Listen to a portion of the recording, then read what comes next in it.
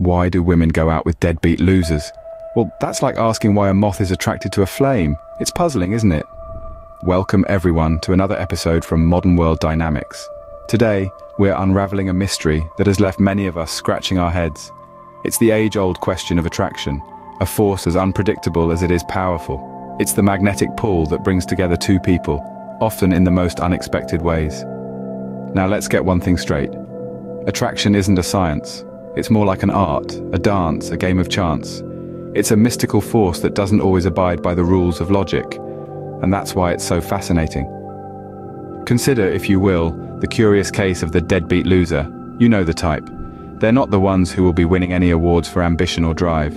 They're not the ones who will be climbing the corporate ladder or making a fortune on Wall Street.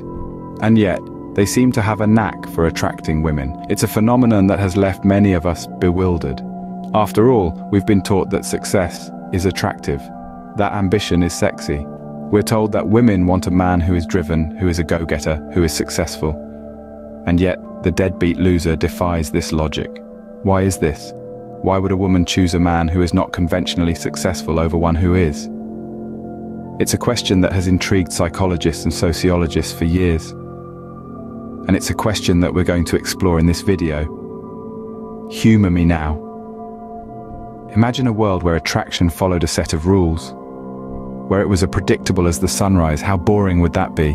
The unpredictability of attraction is what makes it so compelling, so intriguing. It's what keeps us guessing, keeps us on our toes. So let's dive into this enigma, shall we? Buckle up, because it's going to be a wild ride. Ever met a guy who's as charming as a prince but as lazy as a sloth? That's what we call a charismatic loser. Let's take a journey into the world of these fascinating characters. Picture this: a man with a disarming smile, a twinkle in his eye, and an uncanny ability to spin a yarn that would make even the most cynical among us believe in fairy tales. He's the life of the party, the one who always knows just what to say to make you laugh or comfort you when you're down. But let's pull back the curtain a bit. Behind the charisma and the charm, there's a whole lot of nothing. No job, no ambition, no drive. His biggest accomplishment of the day might be beating his high score on his favorite video game, or perhaps managing to sleep until 2 in the afternoon. Yet, despite this lack of ambition, he has no trouble drawing people to him. His charisma acts like a magnet, pulling in those who find his devil-may-care attitude and carefree lifestyle alluring.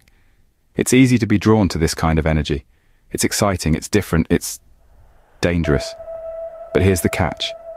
It's all an illusion, a facade, an expertly crafted mask that hides the reality of who he truly is. A person who's content with doing the bare minimum, with taking the easy way out, with living off the efforts of others. This is the charismatic loser. He's a master of manipulation, a virtuoso of victimhood. He knows how to play on your sympathies, to make you feel like you're the only one who understands him, who can help him. But the truth is, he doesn't want to be helped. He's happy just where he is, in his comfortable cocoon of complacency. And that's the danger of the charismatic loser. They draw you in with their charm and keep you there with their tales of woe, all the while taking advantage of your kindness and generosity. So, the charisma acts as a smokescreen, but what happens when the smoke clears? Before we venture further into the world of love and losers, here's a quick word from our sponsor. Ever wondered how to turn your creativity into a full-time gig? Our YouTube AI Masterclass is the answer. We'll show you how to transform from a 9-to-5 grind to a full-time creator. We're talking about earning 10 grand a month, folks, and the best part, you only need to work 3 days a week. That's right, more time for family, hobbies, or maybe even understanding why women go out with deadbeat losers. We'll guide you on growing your channel from 0 to over 100,000 subscribers. We've done this for 4 other channels, and we can do it for yours too. Harness the power of artificial intelligence to skyrocket your income and take control of your life. Don't get left behind, be one of the first to use AI content creation. Now let's get back to the losers, shall we? Ever felt the urge to save a drowning puppy? That's cute, right? But what about saving a drowning relationship? Now this is where things get interesting, ladies and gents. We're diving into the deep end of the dating pool, where the waters are murky and full of the complex phenomenon known as the savior complex. This is the irresistible urge to swoop in and save a person, a relationship, or even a situation from imminent doom. Let's imagine a scenario. You meet someone, and they're charming, charismatic, and let's not forget, incredibly good looking. But there's a catch. They're a bit of a mess. Their life seems to be in constant chaos, they're always in some sort of trouble, and they seem to be perpetually stuck in a loop of bad decisions. Now, any rational person might think, this is a disaster waiting to happen, but not our savior. Oh no, they see a challenge, a project, a chance to change the world one lost soul at a time.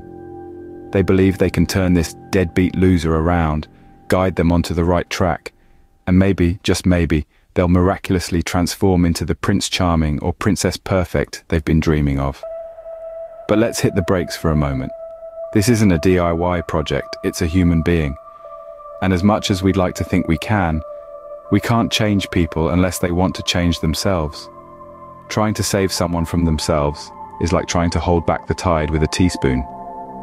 It's exhausting, it's futile, and it's ultimately self-destructive. This savior complex is a tricky beast. It's rooted deep down in our psyche, often a byproduct of our own insecurities and need for validation. But it's essential to remember that a relationship should be an equal partnership, not a rescue mission, and definitely not a one-sided attempt to turn a frog into a prince or princess. So, if you're trying to turn a frog into a prince, remember this isn't a fairy tale. So you've got the charming loser and the savior complex. Mix them together and what do you get? Well, it's a potent cocktail of charisma and care, a blend that can bewitch even the best of us. But remember, it's not about labeling people as deadbeat losers or saviors. It's about understanding the dynamics that lead to these relationships. It's about realizing that attraction is a complex puzzle, influenced by a myriad of factors, from personal experiences to societal pressures. So, the final verdict? There's no one-size-fits-all answer. Everyone has their reasons, their stories, and that's what makes the world of love and relationships so fascinating, so diverse, so beautifully human. We encourage you, our viewers, to share your experiences, your insights. Agree or disagree, your perspective matters. Remember, your story could be the lighthouse for someone else sailing in the sea of love. So don't forget to share, like, and subscribe.